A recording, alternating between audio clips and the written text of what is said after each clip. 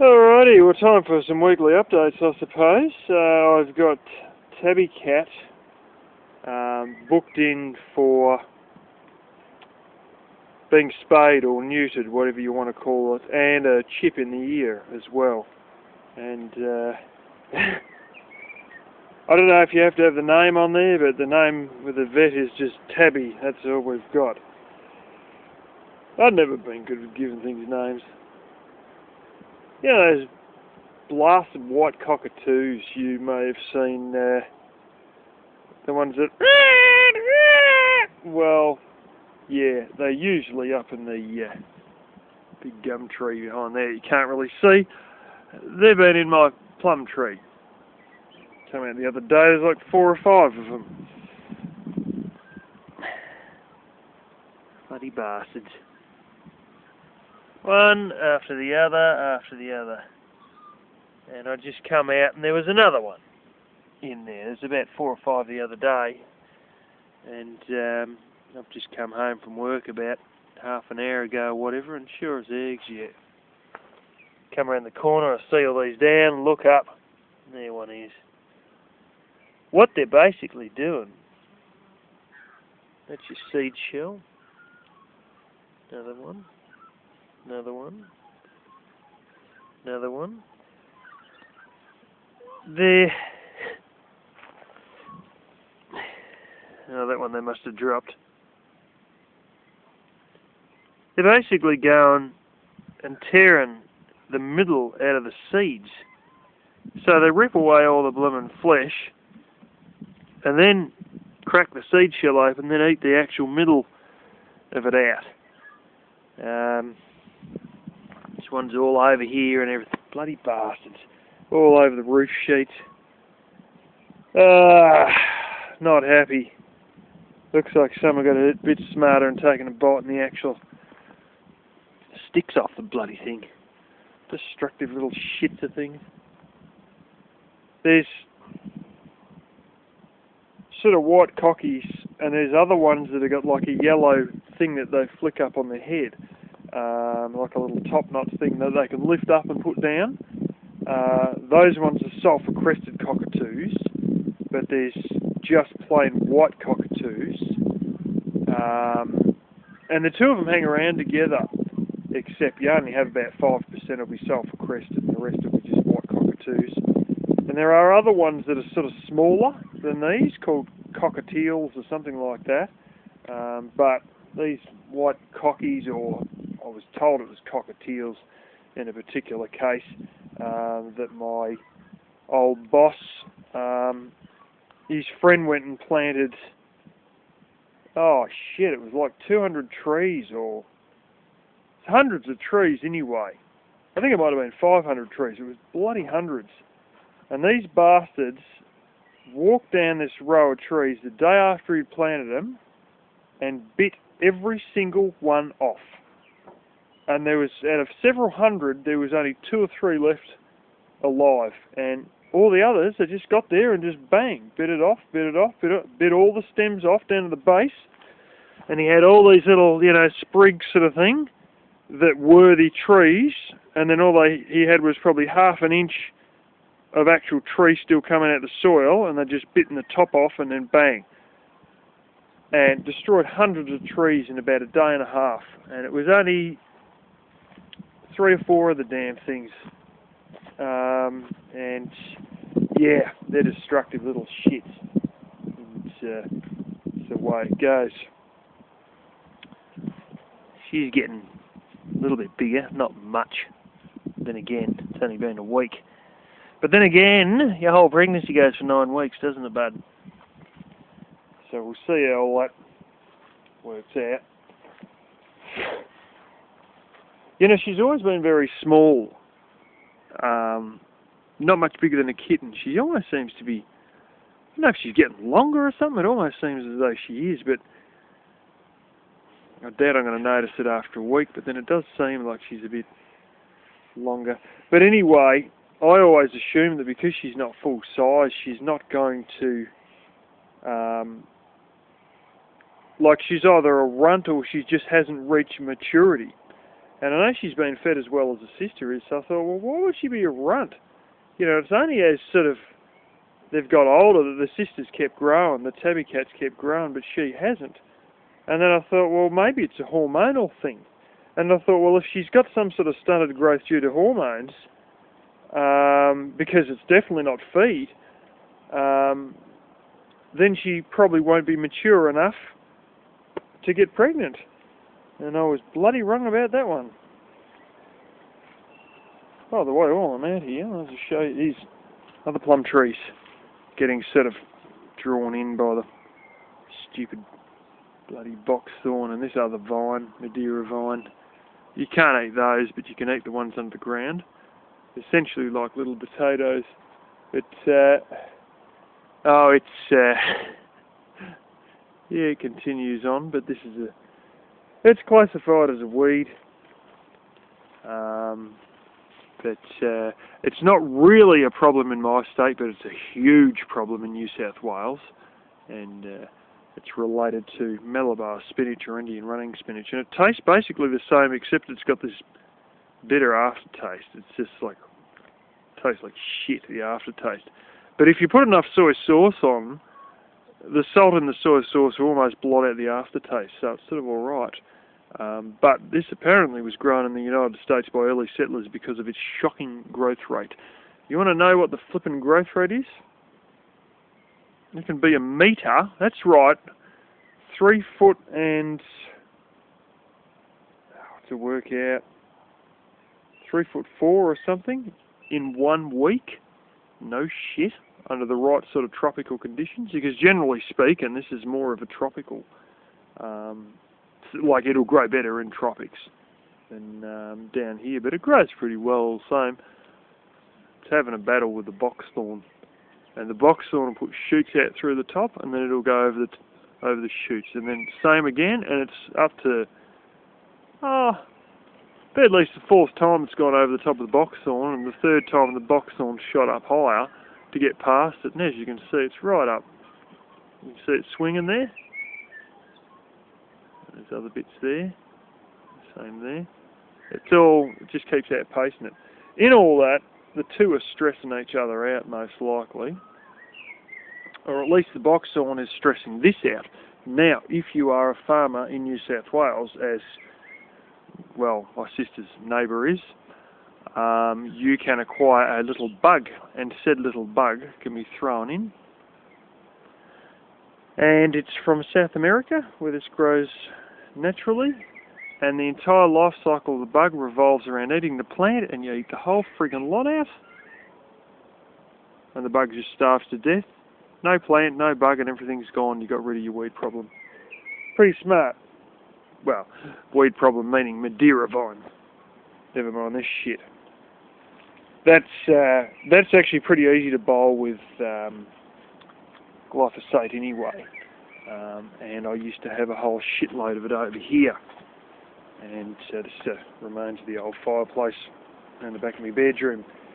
And those big ones that are sprawl all over here and all around, that is the only last remains of it, and it was covered all around here, and big heap over all the bricks here. And yeah, oh beauty, fantastic, I never even noticed. Another plum tree coming up. There's a little bit more of the morning glory. Apparently seeds in morning glory, you can pull them out and eat them. And they've basically got a close cousin of LSD, and you'll get high as a fucking kite off the seeds. I've never seen the seeds. Get all the flowers, all the purple flowers, but never seen the seeds. But anyway, there's another little plum tree coming up. But these are the other ones that I showed you that are green at the moment, that the cockies are into. They're like a little red plum with yellow flesh inside, and sometimes they're like a yellowy colour, but yeah, generally they're red with yellow flesh. These ones though are purple with like the more white flesh inside, and these never seem, well, I had a heap one year and I was almost ready to go for it, and the kangaroo ate the bloody lot of them. I've seen him out my bedroom window, and then what do you know? They were all gone. So I put this fence around. And then the next year, the birds got all but one or two, and the one or two they didn't get still weren't ripe. So I got some more this year coming up. Never sort of bear that heavily. I mean, when I first come here 5 years ago to start fixing the place up, you know, there was, well, what would it be? In April, it'll be 6 years since my uncle died. When I first came here the first year, these didn't do anything. They just didn't show any fruit, but now they're showing fruit. And this would be year number 3. First lot the kangaroo got, and I seen him out my bedroom window. The next day, or 2 days later, I come out. I knew they were all nearly ripe, ready to go. They're all gone. Found the kangaroo shit full of blooming seeds up the driveway. Last year the birds got them all, and this year, well, they're probably going to get most of them. The only ones I got last year was like 2 or 3. And they started to go purple, but they weren't ripe, and they're just, yeah, no good. But anyway,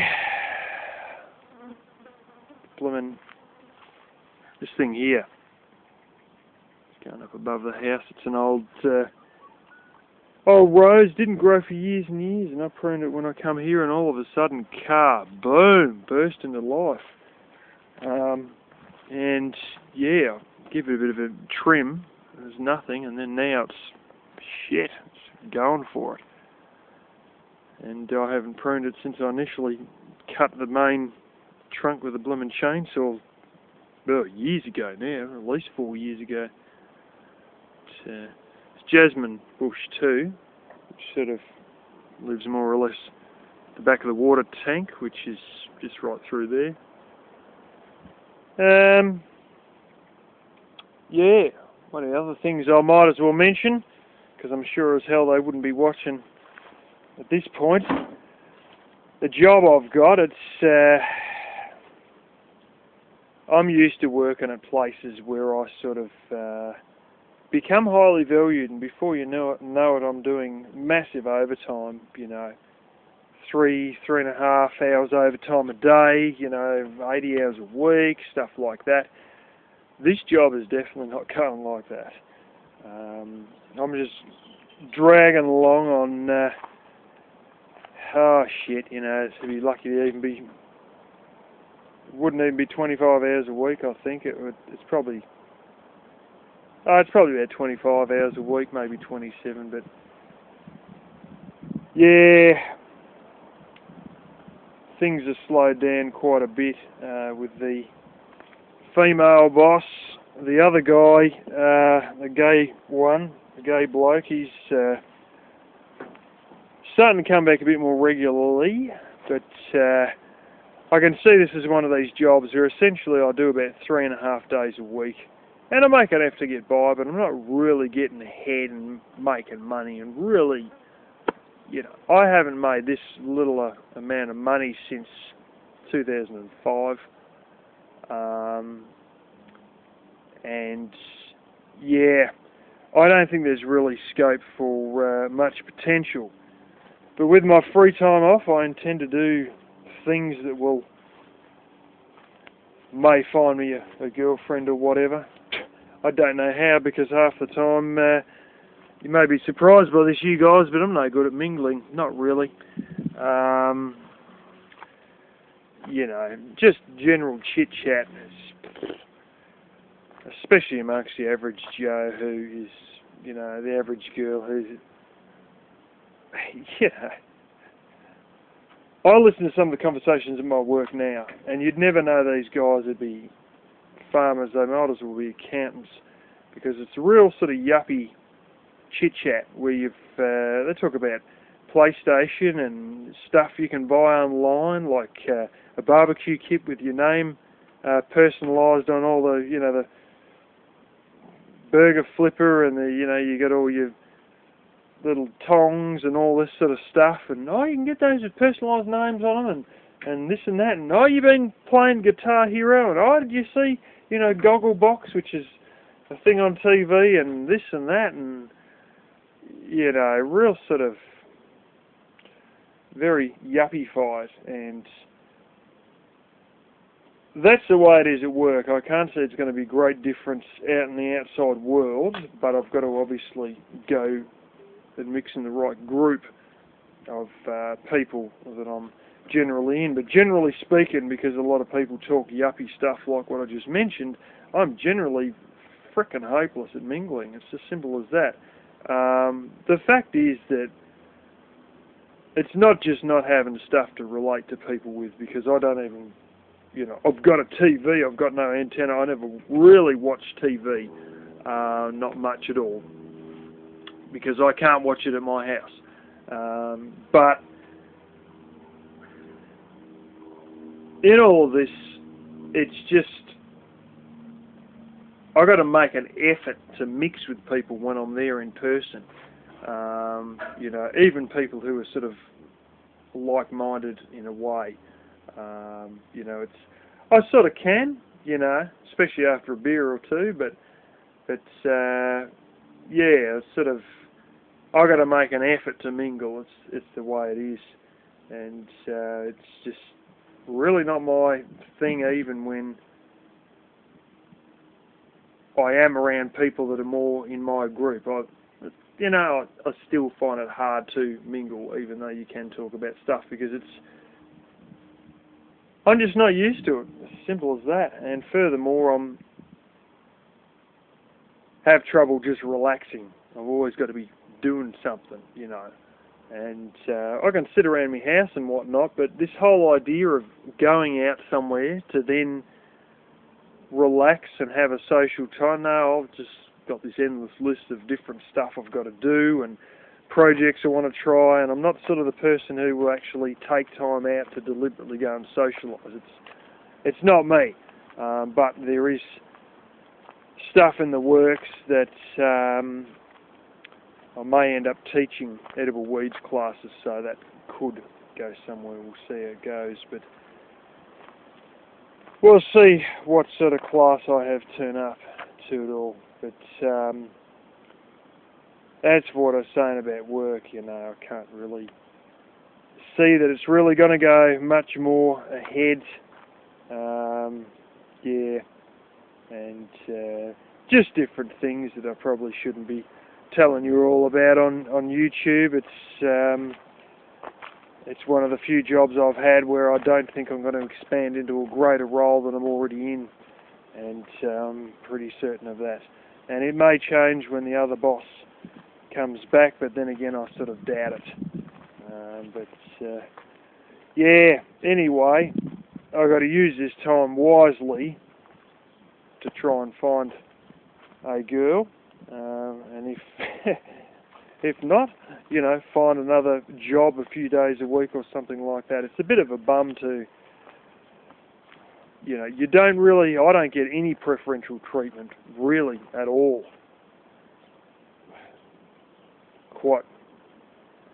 Quite so. But in all that, I give up most of my weekend, for what essentially ends up being 3.5 days a week. I chuck away my weekend, which is the prime time generally for meeting people. But anyway, it's a job, and I think that I've got to make a use of this spare time that I have while I've still got a job that's short enough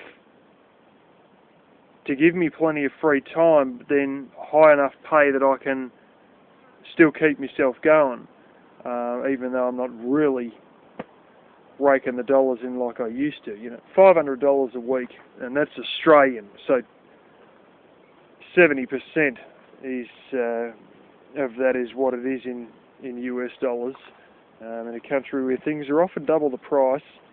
And I've gone from other jobs where I've made $870 right through to over $1,000 a week, and it's sort of yeah, it's not quite as cash filled as I have had in the past. But anyway, that's what you get for only working a few days. But unfortunately,